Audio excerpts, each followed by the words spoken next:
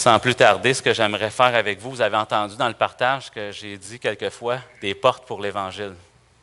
Donc, tournez dans vos Bibles, dans Colossiens. Colossiens chapitre 4. Donc, moi, je trouve ça quand même incroyable quand que je prends le temps de me retirer dans mon temps avec Dieu ou dans des endroits là, que je suis en auto puis que je suis là, Seigneur, je prie. Je prie pour toutes sortes de choses, puis pour tout ce que le Seigneur, ce que je veux voir le Seigneur faire, puis je le loue. Puis je me rends compte à quel point, il me fait rendre compte dans la prière à quel point Dieu, combien il est à l'œuvre. Comment est-ce qu'il œuvre dans les cœurs des gens. Et on voit que le Seigneur ouvre beaucoup de portes pour beaucoup de choses. Quelquefois, le Seigneur ferme des portes. D'autres fois, on est appelé à foncer un peu dans les petits, à provoquer un peu ces portes-là pour qu'il y ait des portes pour l'Évangile. Toujours dans le sens où Dieu donne des signaux particuliers pour ces portes-là, pour l'Évangile. Qu'on soit dans une œuvre d'action sociale, qu'on soit dans notre milieu de travail, qu'on soit dans notre famille, avec nos enfants, on est interpellé à suivre Jésus dans son œuvre missionnaire. Toujours, toujours. Et Jésus est au-devant de nous. Jésus est en mission et nous invite toujours dans sa mission avec nous. J'aimerais vous raconter l'histoire d'un homme qui vous allez trouver ça spécial, auteur maintenant de quelque chose, mais je vais juste vous raconter l'histoire. C'est dans une ville de Saint-Louis aux États-Unis. Un jour, un avocat rend visite à un chrétien afin de faire des transactions, des choses de la business, de l'entreprise avec un avocat, avec un chrétien et l'avocat ensemble. Et juste avant de commencer, son client lui demande, il dit donc, j'ai toujours voulu te poser une question. Mais il dit, j'avais trop peur de la poser avant. Fait que là, l'avocat lui dit, bien, pose-moi ta question. L'homme lui réplique en lui demandant, il dit, je me suis toujours demandé pourquoi vous n'étiez toujours pas chrétien et si vous saviez comment on devenait chrétien. C'était quand même une bonne question. L'homme a relevé la tête et a dit, bien, parce que je sais beaucoup de choses qui sont écrites dans la Bible, entre autres que, il dit, là c'est son témoignage, il dit, les ivrognes, les gens qui ont ils n'hériteront pas du royaume des cieux, et vous connaissez ma grande faiblesse à ce niveau. C'est ça qu'il lui répond. Là, le chrétien, il dit, vous évitez ma question. Je sais, moi, donc, il reformule la question. Et là, l'homme lui répond, bon, OK. En fait, pour dire la vérité, je ne me souviens pas d'avoir rencontré vraiment quelqu'un qui a pris le temps de m'expliquer comment on devient chrétien. Alors, le client prend une Bible et il se mit à lui lire des passages qui expliquent que tous, sans exception, sont sous la colère juste de Dieu, sont donc pécheurs, sont privés de la gloire de Dieu. Et il explique, il parle de l'Évangile, il dit, mais que Christ est venu pour nous libérer. Écoute, Christ est venu pour te libérer de ta condamnation en nous sauvant, en mourant sur la croix pour nos péchés. Et si, en recevant Christ comme ton Seigneur et ton Sauveur, tu peux être pardonné et aussi aller à lui maintenant et être libéré de ton esclavage. Et il explique l'Évangile, en tout cas dans son contexte. Si tu crois et veux le recevoir maintenant, prions ensemble dès maintenant. Alors, l'avocat accepta avec conviction, et c'est vraiment une histoire qui est arrivée.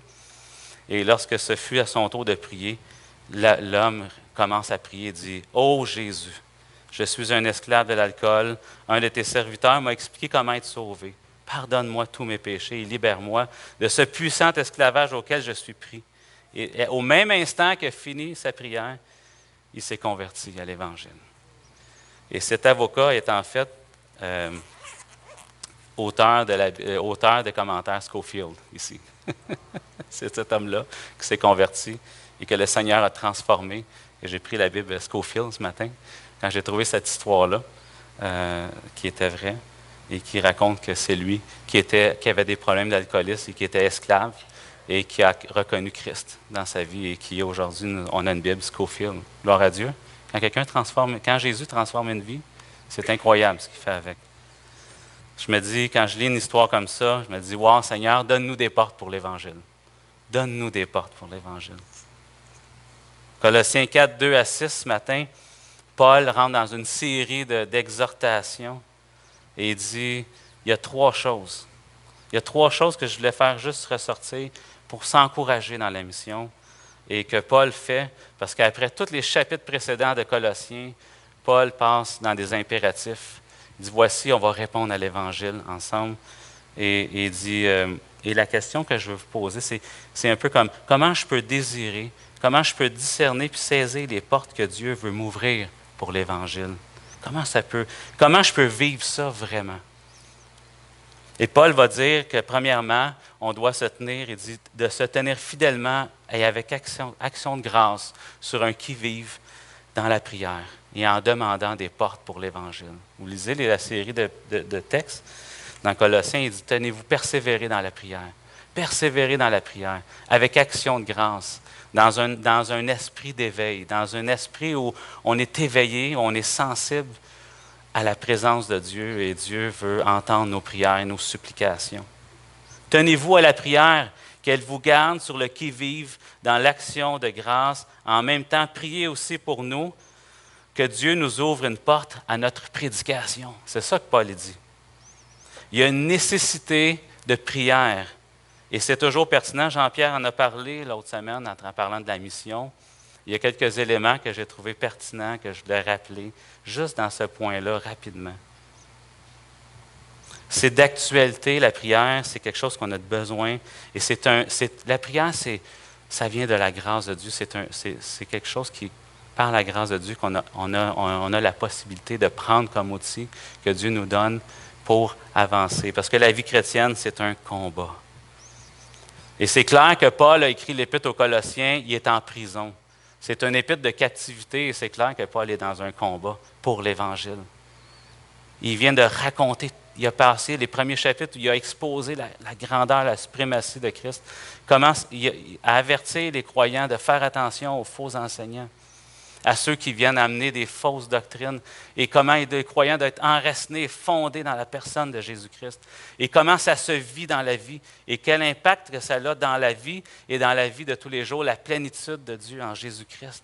Et là, au chapitre 3, il dit, voici avec vos employés, vos employeurs, voici dans vos familles, femmes avec vos maris, maris avec avec vos femmes, enfants avec vos parents.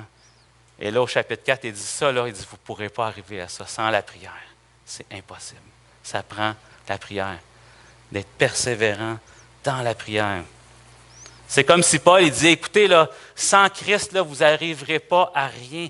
Tout ce que je vous ai dit précédemment, ça n'aboutira pas sans une vie profonde de prière, une dépendance. Les mots que Paul utilise sont forts. C'est très fort. Le mot, la persévérance, c'est d'être, il y a une idée de vigilance où c'est instantané, c'est momentané, c'est de nous garder, même il va dire sur le qui-vive, il y a une idée où on ne dort pas, on ne s'endort pas, on reste éveillé, on est sensible,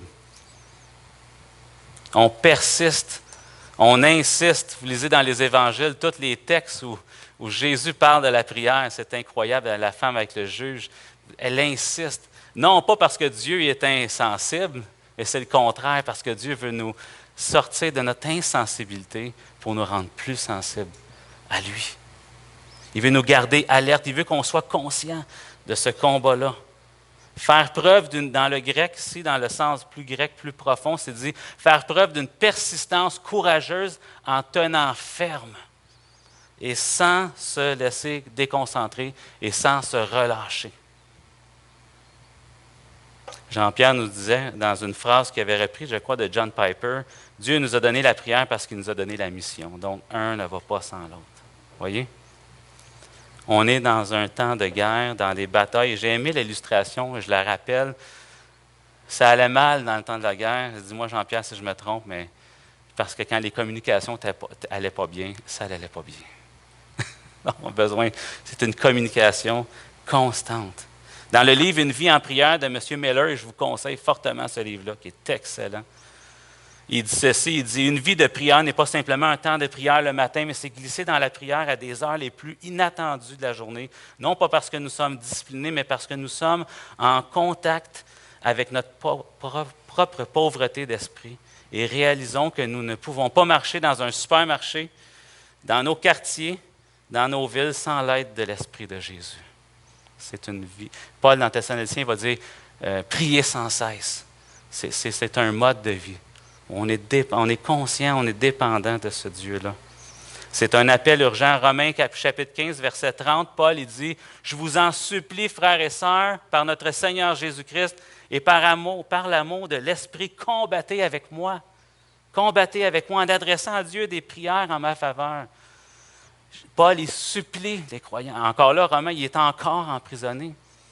Et il supplie des prières. C'est assez étonnant que Paul ne prie pas pour que Dieu le sorte de la prison. Ça, on va revenir à ça.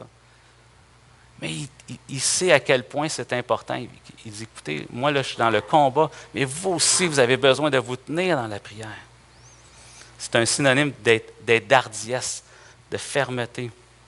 Et comme je l'ai dit plus tôt, plus loin, le but de la persévérance dans la prière et de se garder sur le qui-vive, c'est en fait pour triompher de notre insensibilité qui va nous conduire vers notre cœur vers une transformation à travers Christ dans la prière pour prendre davantage conscience, parce que là, on est dans l'Épître aux Colossiens, pour prendre conscience de la nature réelle de Christ en Dieu, des besoins des autres, de mes vrais besoins, et qui va me rendre sensible dans des moments de tentation et pour le salut des âmes, parce que Paul va dire aussi, priez pour moi parce que je veux des portes pour l'Évangile.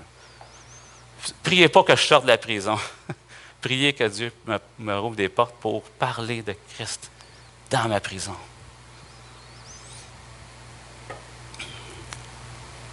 La prière persévérante nous garde sur un pied d'alerte et nous aide à discerner l'œuvre de Dieu chez les autres, dans nos vies, et on peut redécouvrir en même temps. Lorsqu'on est dans la prière avec Dieu et qu'on lit la parole, c'est incroyable comment on redécouvre le caractère de Dieu. Et quand on connaît bien notre Dieu, et lorsqu'on prie, on sait pourquoi on prie et à qui on s'adresse. Le matin du 18 juin 1943, à Westminster Chapel, à Londres, M. Martin Lloyd-Jones, un prédicateur qui impacte beaucoup de prédicateurs aujourd'hui, prononçait une longue prière avant de prêcher. Et dans l'histoire, ça dit ceci, on entendit s'approcher un missile allemand V1. Le bruit était tellement terrifiant, la bombe a descendu et l'Assemblée avait l'impression pendant la prière que la bombe allait leur tomber dessus. Il y a eu une explosion énorme qui s'est fait entendre. Le missile s'était écrasé sur une caserne tout près de l'église. Le silence est revenu. L'auditoire, couvert de poussière, se rendit compte que le prédicateur n'avait pas un instant interrompu sa prière, qu'il menait à son terme sans référence à la catastrophe à éviter. On comprit alors que pour lui, en présence de Dieu, rien ne peut distraire l'attention, pas même les missiles d'Hitler. Mais c'est une histoire vraie. C'est dans un livre sur comment apprendre à prier. Il dit, à côté de Dieu, tout est insignifiant. Aujourd'hui, le téléphone sonne et qu'est-ce qu'on fait? Je vous dis, j'ai tombé dans le panneau. J'ai fait ça, j'ai fait ce message-là. Et l'autre, c'est vendredi soir, j'étais avec mes filles dans la chambre. Je dis, les filles, on va prier avant de se coucher. Mon téléphone fait une alerte. Ça part, je m'en vais dans le salon, je m'assieds, je dis, aïe, aïe. Je me suis laissé déconcentrer alors qu'on était en foi, combattre dans la prière ensemble, dans une situation, c'est incroyable. Lui, il y a un missile qui tombe à côté, il ne se laisse pas déconcentrer, il prie. Moi, quand je relis cette histoire-là, je me dis, OK, un simple coup de téléphone peut me déconcentrer. Imaginez un missile. Psaume 27,4, le psalmiste, il dit, « J'ai présenté à l'Éternel un seul en soi, mais ce qui me tient à cœur, je voudrais habiter dans la maison de l'Éternel tous les jours de ma vie, afin d'admirer l'Éternel dans sa beauté et de chercher à le connaître dans sa demeure. » Restez avec Dieu. Restez dans la prière. Demeurez dans la prière. Persévérez. Ta persévérance à prier va être l'expression de ta foi, de ton assurance que Dieu va répondre à tes prières selon sa volonté au moment où Dieu va le déterminer. Et Paul il dit dans une attitude de reconnaissance, c'est simplement le fait que la reconnaissance dans la prière, une des choses qui est intéressante, c'est que ça va nous éviter d'utiliser Dieu pour bénéficier davantage de ses dons plutôt que de posséder Dieu pour lui-même dans la prière. Et on va être reconnaissant. Il y a aussi un autre élément, parce qu'il y a une question de combat où Paul, il va dire, dans les mauvais temps, quand tu pries, en sachant que Jésus-Christ est au plein contrôle de toutes tes situations, plutôt que de te plaindre dans ta prière, merci Seigneur, tu es au contrôle. Merci Seigneur, tu es souverain. Tu te rappelles de qui est Dieu. Merci Seigneur parce que je ne combats pas dans le vide. Merci Seigneur parce que tu combats pour moi. Merci Seigneur parce que tu as fait ça cette semaine. Merci Seigneur, ça a été dur, mais il est arrivé ça. Seigneur, il est arrivé ça. Wow, merci. Tantôt, je vous disais dans les petites choses, cette attitude de reconnaissance-là qui honore Dieu. C'est plus qu'un simple merci pour mon verre d'eau. C'est une attitude profonde de reconnaissance où Dieu reste Dieu dans la prière. Dieu ne pourra pas être vraiment glorifié si ma gratitude pour l'Évangile est seulement fondée sur tous les dons que je reçois de lui et non sur la valeur parfaite, unique du donateur qui est Dieu lui-même. Et ma reconnaissance, elle est centrale. Et là, Paul, il dit en même temps, il dit, priez pour nous que Dieu nous ouvre des portes. La prière n'est pas quelque chose qui nous isole. Et Paul le sait, il est conscient ici. Vous savez, il y en a qui ont lu Philémon, le petit livre de Philémon. C'est Onésime, je crois, qui était en prison, si je ne me trompe pas. Paul a amené l'Évangile. Et là, il est question d'Onésime vous voyez le lien? Paul formait des disciples dans sa prison. C'est quand même quelque chose. Donc, sa prière, la vie de prière n'isole pas. Ce n'est pas une relation égoïste avec mon Sauveur, elle va me pousser vers les autres. La prière est supposée de me pousser vers Dieu et vers les autres. La prière devient un témoignage et le témoignage se transforme en prière. Paul demande des portes pour l'Évangile. Il n'a pas demandé à Dieu, Seigneur, ouvre-moi les portes de la prison, sors-moi de là, je ne suis plus capable. Non, il demande des portes pour annoncer l'Évangile dans son combat. Seigneur, comment tu vas utiliser mes moments difficiles pour te glorifier cette semaine, puis te faire connaître? Comment tu vas utiliser ça, Seigneur? C'est ce que je veux savoir. Mais Seigneur, merci parce que tu vas me le faire vivre au moment présent. C'est extrêmement pratique. Ça a l'air de rien, mais c'est pratique comme texte. Ça dit simplement ce que ça dit. Priez avec persévérance. Demandez des portes pour l'Évangile. Cessez pas de prier. C'est des requêtes qui sont très centrées sur l'Évangile et sur la cause. Et c'est précis, précis, précis comme requête. Paul requiert, une chose qui est intéressante, c'est l'humilité de Paul. Paul, dans la prière, requiert l'aide des gens. Priez pour moi. Dans Romains 15, on a vu, il dit, je vous en supplie, priez pour moi. Est-ce qu'on fait ça? S'envoyer des textos, des courriels. Hey, peux-tu prier pour moi cette semaine? Je vais parler, je vais rencontrer tel directeur. Peux-tu prier pour moi? S'encourager. On a un modèle de requête de prière pour l'œuvre d'évangélisation ici, c'est incroyable. On a des besoins les uns des autres dans le domaine de l'intercession collective pour être alerte aux occasions de connecter avec les gens et de partager l'Évangile. Et Dieu, dans sa grâce, produit les opportunités. Cette semaine, j'ai dit, Seigneur, aide-moi à avoir la foi quand je prie pour ça, que je crois vraiment que tu vas le faire. Et Dieu a ouvert des belles portes pour l'Évangile cette semaine. Gloire à Dieu.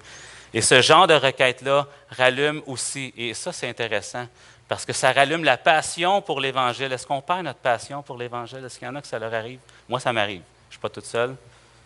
Oui, OK, je dois être toute seule qui perd la passion pour l'Évangile. Donc, ça m'arrive. Mais quand je rentre dans ce genre de prière-là, il y a un feu, il y a un souffle qui se passe, il y a quelque chose là, qui allume. Là, parce qu'au fond de sa prison, Paul, lui, sous-entend qu'il ne veut pas perdre cette passion-là. Et ça rallume cette passion-là pour l'Évangile. Dans la prière, je rencontre Dieu et je persévère, je prie pour ces portes-là, puis ça rallume la passion pour l'Évangile et l'évangélisation. Priez pour vous-même. Priez pour les gens.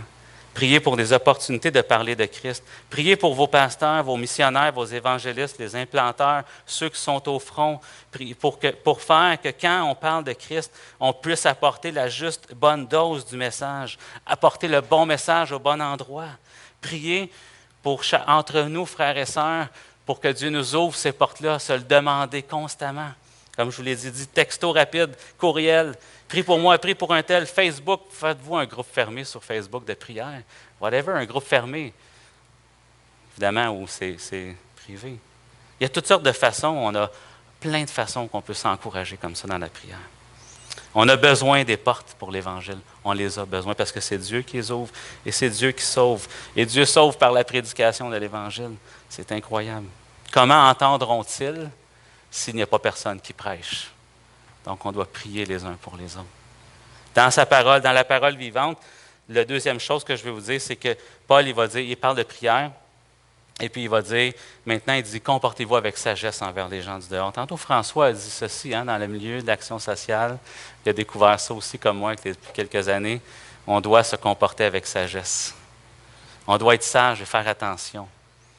Dans la version plus près du grec, c'est d'avoir une juste attitude à l'égard des gens qui n'appartiennent pas à la famille de Dieu.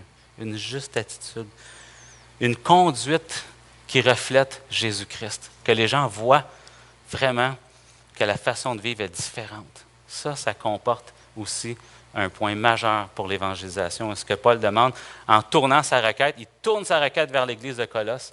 Il veut que l'Église soit vraiment tournée vers l'extérieur. Il dit dans le contexte qu'il vivait, je n'ai pas le temps ce matin de vous expliquer tous les points, là. Il y avait des éléments de souffrance aussi. Mais Paul leur dit, comportez-vous avec sagesse envers les gens, à l'égard des autres, et saisissez les occasions pour l'Évangile. Certaines traductions, ça va être racheter le temps, saisir les occasions. Mais dans la parole vivante, il dit que la sagesse chrétienne règle votre comportement envers ceux qui ne font pas partie de la famille de Dieu. Excusez, ça c'est dans la Sommeur. Sachez trouver le bon moment pour leur parler en vous adaptant aux circonstances et en tirant parti de toutes les occasions favorables. Hein, c'est très pratique, là. On a les points ici. Regardez, si vous voulez avoir un témoignage efficace, si vous voulez parler de l'Évangile, voici ce qui doit être fait. Voici ce qui doit ressortir dans votre... Et il y a une question de caractère. Et on doit agir avec sagesse envers les gens du dehors. Ravi Zacharias, un défenseur de la foi, peut-être qu'il y en a qui connaissent un petit peu, c'est un homme de Dieu qui va dans les universités et puis qui défend la foi dans des milieux peut-être plus intellectuels, mais dans une manière générale, il dit ceci, il dit que nous, on doit apprendre à trouver la porte de derrière des gens parce que celle d'en avant est très bien gardée. Les gens écoutent rarement notre message parce que ce qu'ils entendent, c'est « ma vision des choses est meilleure que la tienne, alors laisse-moi te montrer pourquoi j'ai raison, que tu sois tort. » Et là, il y a des batailles, et là, ça ne finit plus. C'est pas ça que Paul n'est pas en train de dire « battez-vous pour parler de l'Évangile ». Vous le lisez dans le texte, Paul il dit à 2 reprises « pour que je puisse t'en parler de la bonne façon, que je puisse amener la bonne dose, que je puisse... De quelle manière je vais le faire? Priez pour moi pour ça, et vous, comportez-vous avec sagesse pour trouver la bonne façon de l'apporter. » Selon ce que Dieu va vous apporter, d'être sensible à ce que Dieu va vous donner comme parole. Donc, on doit agir avec beaucoup de tact, avec une juste attitude. Et ici, c'est intéressant, je vous encourage, si vous voulez découvrir la sagesse de Christ davantage dans votre vie, allez lire les proverbes. Un proverbe par jour, proverbe. Il y a 31 proverbes, et toute la sagesse est là. Voici celui qui marche sans Christ, à quoi il ressemble. Voici une attitude lorsque le juste marche dans la sagesse. Vous allez voir, c'est incroyable. Et ici, Paul il dit que dans le fond, une des choses qu'on voit, c'est qu'il a utilisé la sagesse comme outil pour l'évangélisation. Proverbe 11:30, il dit que le fruit que porte le juste est un arbre de vie, et le sage gagne des âmes. Intéressant, hein? La sagesse a une utilité pour gagner des âmes. Pierre, dans 1 Pierre 2, 11, 12, va dire « Mes chers amis, vous êtes dans ce monde comme des résidents temporaires, des hôtes de passage. C'est pourquoi je vous le demande, ne cédez pas au désir de l'homme livré à lui-même. Hein, restez ferme dans votre identité, dans ce que Christ a fait. Sanctifiez Jésus dans votre cœur, marchez comme des enfants de Dieu. » Dans le fond, c'est ce qu'il dit, parce que ça fait la guerre à votre âme. Mais il dit « Ayez une bonne conduite au milieu des païens. » Ayez une bonne conduite au milieu des païens. Ainsi, dans les domaines même où ils vous calomnient, en vous accusant de faire le mal, ils verront des bonnes œuvres, ou dans la version, c'est des bonnes actions, et loueront Dieu, et loueront Dieu le jour où il interviendra dans leur vie. Amen. Hein? Au travail, dans les conflits, garder son calme, rechercher la paix entre les collègues de travail. La réconciliation, ça semble impossible. Dans vos familles, tu veux que vous voulez que vos enfants maîtrisent leur colère et vous voulez leur enseigner l'Évangile. Donc, est-ce que nous, en tant que parents, on est nous-mêmes maîtrisés? Est-ce qu'on vit ce fruit de l'Esprit pour pouvoir leur enseigner qu'ils vont voir cette différence-là? Est-ce qu'on est dans l'action sociale, offrir un aide qui va dépasser la demande, offrir de l'écoute, de la prière selon les besoins? Une des meilleures clés pour apporter l'Évangile dans l'action sociale, c'est de demander « Pourquoi je pourrais prier pour toi? » On est sage quand on fait ça. On peut mettre de la place pour l'Évangile. La fidélité, le fruit de l'esprit de la fidélité. Est-ce que je suis une personne de parole? Est-ce qu'on peut compter sur moi, sur ma parole? Les gens regardent ça beaucoup. Est-ce que je vis ce fruit-là de l'esprit de la fidélité? La patience nous fait porter plus d'attention sur ce que les autres disent. Écouter et comprendre. La tempérance, je contrôle mes réactions émotionnelles en faisant confiance à l'Esprit de Dieu qui est en moi, au lieu de faire un combat avec l'autre. Dans une conversation ou dans une situation, je suis tempéré parce que le fruit de l'Esprit émane. C'est ça se comporter avec sagesse. C'est toutes ces choses-là qui mettent en place un témoignage. Maison, magasin, à l'église, au travail, les voisins, la banque alimentaire, la gestion de notre argent, la façon qu'on gère notre temps, nos biens matériels, nos décisions d'avenir. Que Christ possède toutes ces choses-là et on se comporte avec sagesse. Voyez? Les gens nous regardent et les gens nous écoutent. Et on doit être bien certain, et Paul, il va être certain que vous allez être, soyez le message que vous prêchez. Ressemblez à ce que vous prêchez, de plus en plus par la grâce de Dieu. Christ en nous, Seigneur de toute notre vie, parfaite sagesse qui vient s'incarner, ça va transparaître dans la vie de chacun de nous. On va devenir des projecteurs du vrai sens de la vie pour les gens. Et les gens vont savoir où aller voir pour savoir c'est quoi le chemin de la vie spirituelle en Jésus-Christ. Que nos gestes, qu'on puisse trouver la juste attitude dans nos paroles, dans nos gestes, nos actions quotidiennes, et ça va contribuer à mettre la table pour pointer la sagesse de Christ vers les gens. Amen? Saisissez les occasions. Et là, le Seigneur, ici, Paul, il dit, saisissez les occasions. Donc, à ce moment-là, le Seigneur, ce qu'il nous montre, c'est il va arriver une occasion où ça va être là maintenant. Tantôt, il y en a qui parlaient de rabais, de pourcentage dans des magasins.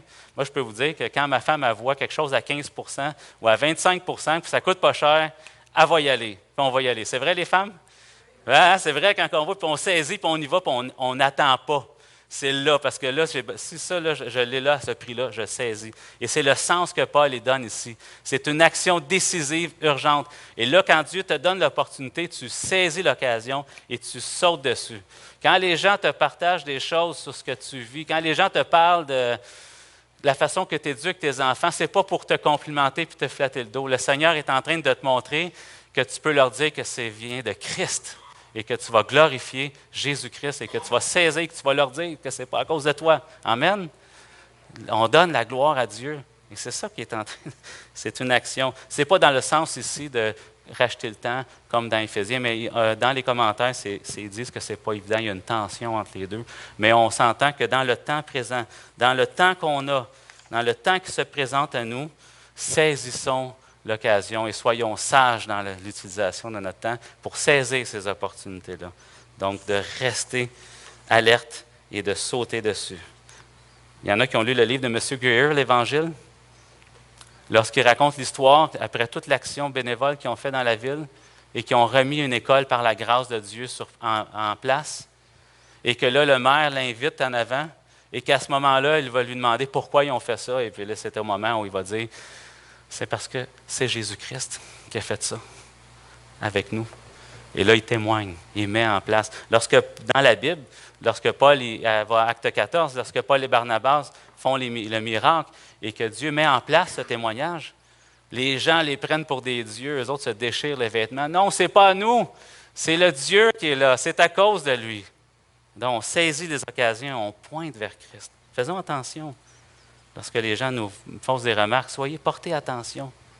Parce que Christ est en vous, c'est ça qui fait la différence. Cette semaine, en allant à la prière, je croise Sébastien chez Raphaël. On allait prier cette semaine pour l'Église et puis les choses avec Raphaël.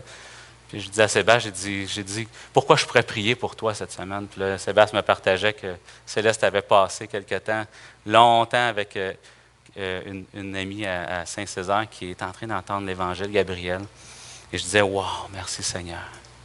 Tu as coulé l'Évangile. Gloire à Dieu.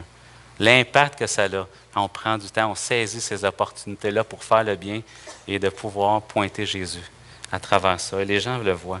C'est une démonstration de la grâce de Dieu. Incroyable. Et Paul y termine en disant, en ayant toujours des propos agréables, bienveillants, pleins d'intérêt, afin d'avoir l'art de répondre adéquatement à chacun. Et Paul ici, c'est comme s'il poursuit à travers le comportement, il va juste dire quelle sorte de discours, quelle sorte de ton de voix, quelle sorte de paroles est-ce qui sort de votre bouche. Hein? Avant, j'étais un communicateur de vanité, de mauvaises nouvelles, mais en Jésus-Christ, quand on est transformé, on est des communicateurs de vie, de bonnes nouvelles, on est des communicateurs de la grâce dans toutes les circonstances. C'est incroyable. Auparavant, je vivais tout le temps comme une personne qui était mécontente, plaignarde, négative sur ma vie. Maintenant, je peux, grâce à Christ, être quelqu'un qui communique la bonne nouvelle, qui cultive l'humilité, une écoute, une reconnaissance, La nouvelle qualité de mes paroles, c'est le fruit d'un cœur transformé qui va servir à parler de la vérité dans l'amour et à communiquer la grâce à ceux qui nous entendent. Amen. Je vais le répéter, la nouvelle qualité de nos paroles, c'est le fruit d'un cœur transformé qui va servir maintenant à parler dans la vérité, dans l'amour et communiquer la grâce de ceux qui l'entendent. Toujours, toujours. Et nos paroles servent de ça. Ce que j'aimerais faire ce matin avec vous, pour terminer, parce qu'il était 33, c'est prier. J'aimerais ça qu'on se lève ensemble. Parce que je vous ai parlé de la prière, j'aimerais ça qu'on se lève ensemble. Paul, il dit dans 2 Corinthiens 2,12, il dit « Je suis allé à Troas pour y annoncer la bonne nouvelle du Christ. J'y ai trouvé, grâce au Seigneur, des portes largement ouvertes à mon activité. » Et il dit qu'il y a eu beaucoup d'adversité aussi. Et j'ai fait une prière, j'aimerais qu'on se courbe ensemble, et j'aimerais faire cette prière-là, et j'aimerais qu'on la fasse ensemble pour qu'on se présente devant notre Dieu avec ces requêtes-là. Prions ensemble. Seigneur, fais exploser les portes devant nous. Seigneur, donne-nous la grâce et la sagesse de les discerner et d'entrer en elles afin qu'on puisse annoncer tout l'Évangile, et cela de manière qu'on puisse en parler, comme tu veux qu'on en parle. Seigneur, fais-nous connaître pleinement ta volonté. Seigneur, donne-nous par ton esprit une entière sagesse et un parfait discernement. Ainsi, Seigneur, on va pouvoir se conduire digne de toi, qui te plaise à tout égard. Rappelle-nous, Seigneur, dans notre identité, qu'on est des gens qui vivons temporairement sur cette terre et que notre place est en haut et qu'on est de passage et que tu puisses nous aider à ne pas céder à nos anciens désirs livrés à nous-mêmes qui nous font la guerre à l'âme, mais plutôt au contraire, Seigneur, que tu puisses nous aider à nous comporter d'une bonne conduite dans un monde qui est hostile à l'Évangile, afin que les domaines même où nous serions accusés de faire quoi que ce soit, Seigneur, de mal, que le monde puisse voir ton œuvre, ces bonnes actions et te louer le jour où tu vas intervenir dans leur vie. À Jésus-Christ, notre Seigneur. Et le peuple de Dieu dit Amen. Amen. On chante ensemble. Alors, on vous